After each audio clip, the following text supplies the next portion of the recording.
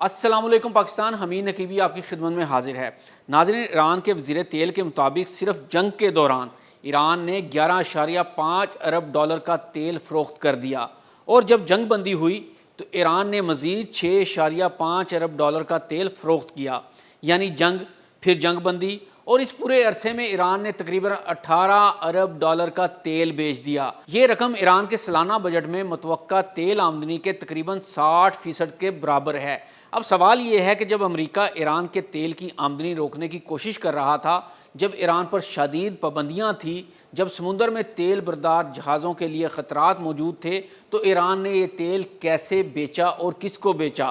اور اس سے بھی بڑا سوال، کیا ایران نے جنگ کے دوران صرف تیل بیچا ہے، یا پھر تہران نے کئی سال سے پابندیوں کے خلاف جو خفیہ معاشی نظام تیار کیا تھا، جنگ کے دوران اسی نظام کو پوری طاقت کے ساتھ دوبارہ بحال بھی کیا اور استعمال بھی کیا؟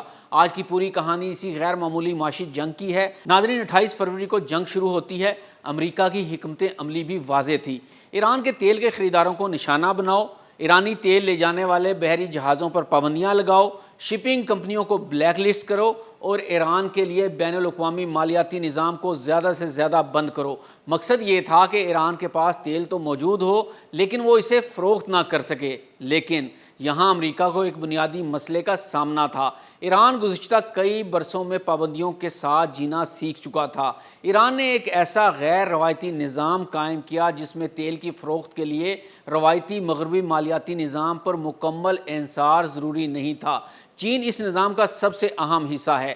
ایرانی تیل کا ایک بڑا حصہ چینی خریداروں تک پہنچتا ہے، خاص طور پر چین کی چھوٹی آزاد ریفائنریوں تک۔ یہ ریفائنریاں ایرانی تیل کی خریداری کے لیے انتہائی اہم سمجھی جاتی ہیں۔ امریکہ بارہا ایسی چینی ریفائنریوں، شپنگ کمپنیوں اور بحری جہازوں پر پابندیاں عائد کرتا رہا ہے جنہیں ایرانی تیل کی خریداری یا ترسیل سے جوڑا جاتا ہے۔ لیکن مسئلہ یہ ہے کہ ایک کمپنی پر پابندی لگتی ہے تو کچھ عرصہ بعد دوسرا راستہ سامنے آ جاتا ہے۔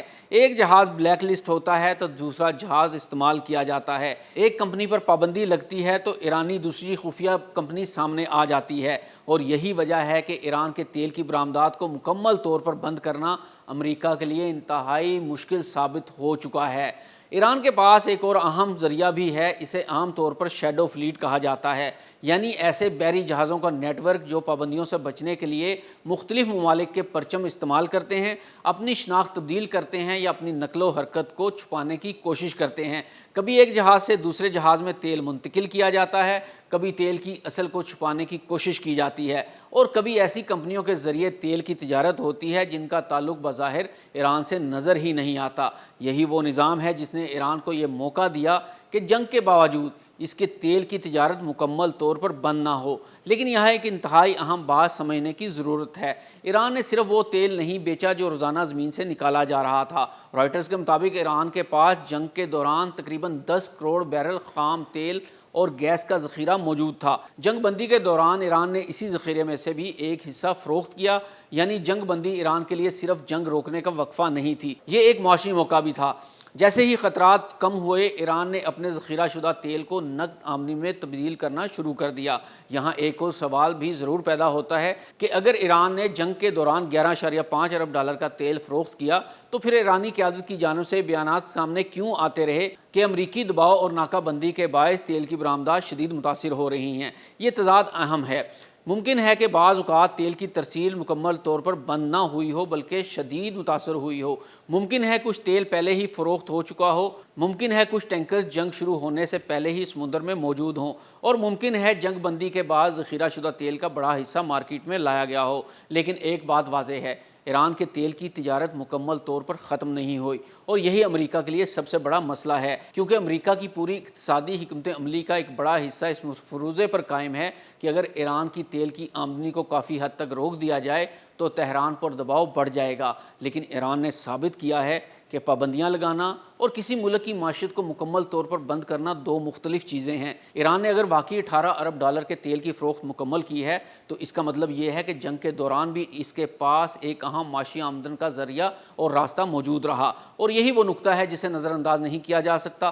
امریکہ دنیا کی سب سے بڑی اقتصادی طاقت ہے، اس کے پاس عالمی مالیاتی نظام پر غیر معمولی اثر و رسوخ ہے، اس کے پاس پابندیاں لگانے کی طاقت ہے، اور دنیا بھر کی کمپنیوں کو ایران کے ساتھ کاروبار سے روکنے کے لیے وہ ثانوی پابندیوں کا استعمال بھی کرتا ہے۔ لیکن ایران نے کئی سال کے دوران ایک متبادل نظام تیار کیا، ایسا نظام جس میں چین جیسے خریدار بھی موجود ہیں، متبادل مالیاتی راستے موجود ہیں، غیر روایتی شپنگ نیٹ ورک موجود ہیں، اور پابندیوں سے بچنے کے لیے تجربہ بھی موجود ہے۔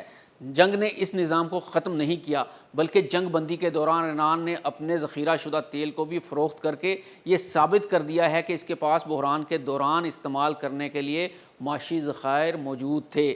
لیکن جنگ ختم ہونے کے باوجود اقتصادی جنگ جاری ہے، اور اب اصل مقابلہ یہ ہے کہ کیا امریکہ ایران کے تیل کے نیٹ ورک کو واقعی ختم کر سکتا ہے، یا ایران پابندیوں سے بچنے کے لیے ہر بار ایک نیا راستہ تلاش کرتا رہے گا۔ کیونکہ اگر ایران جنگ کے دوران بھی اربوں ڈالر کا تیل فروخت کر سکتا ہے، اگر جنگ بندی کے دوران اپنے ذخائر کو بھی آمدنی میں تبدیل کر سکتا ہے، اور اگر پابندیوں کے باوجود چین جیسے خریداروں تک اپنا تیل پہنچا سکتا ہے، تو پھر ایک حقیقت واضح ہے: امریکہ ایران پر جنگی دباؤ تو ڈال سکتا ہے، اس کی تیل کی تجارت کو مشکل تو بنا سکتا ہے، لیکن ایران کی پوری معیشت کا دروازہ مکمل طور پر بند کرنا شاید اتنا آسان نہیں جتنا واشنگٹن سمجھتا ہے۔ اور شاید یہی وجہ ہے کہ ایران کے خلاف اصل جنگ اب صرف آسمان میں نہیں، سمندر میں نہیں، بلکہ تیل کی ہر ایک بیرل، ہر ایک ٹینکر، ہر ایک خریدار اور ہر ایک ڈالر کے گرد لڑی جا رہی ہے۔